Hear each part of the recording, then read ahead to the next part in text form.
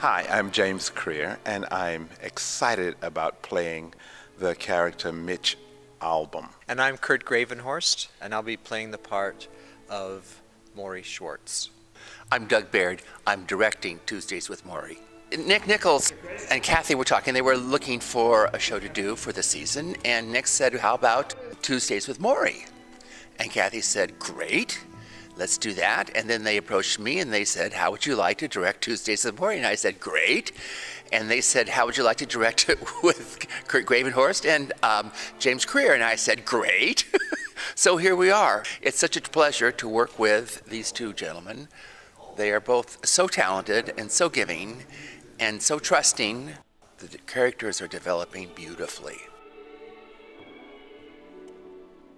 I was familiar with the story only vaguely. I was probably one of the few people that had not read the book. I knew it was about a professor who had a terminal illness and that his former student came back to visit him after 16 years, and the lessons that he learned as his professor was dying. But I did not know that he was dying of ALS.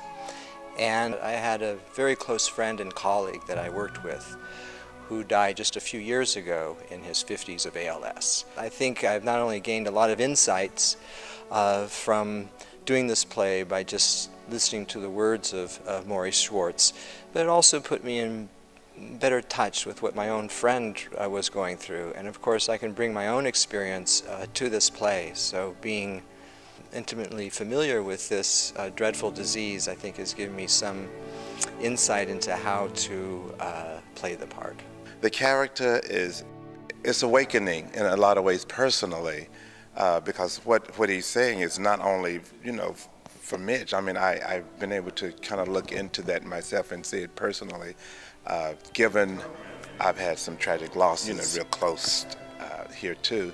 And especially at the end where he's saying how people live on through you even after they're gone. I'm being challenged, and I don't realize I'm challenged until it reaches a peak, and I get energy from that, and I want to come back and see it more. I want to find out what's next. So I keep coming every Tuesday, because although I think he's getting joy out of me being there, I am the one that's really getting the true lesson. I saw a lecture in which Mitch Albom made this example, talking about something that he learned from Morrie, and that's that you have this often used analogy of one's life being the grains of sand in an hourglass, and as the sands go down and you only have a few grains left, those grains become essentially more and more important, and the kinds of insights and awareness that one gains towards the end of one's life.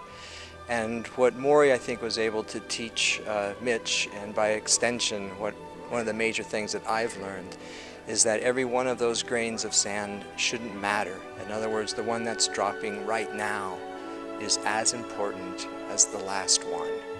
And as it says in the play, all the wise and wonderful things you want to say at the end are the things you should say throughout your whole life.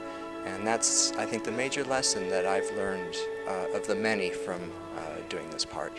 I'm still discovering and still trying to make it all fit in, and trying to be the Mitch Albom that people will see, that's needing this guidance from this wonderful man.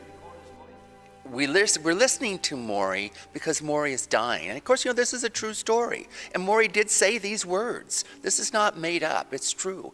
And Morrie is teaching about living while he is dying. You listen to him, and his words are beautiful, and his way of teaching our dear friend Mitch is exciting as well, because Mitch does get it. He does get it, and it's a beautiful story. Come see it.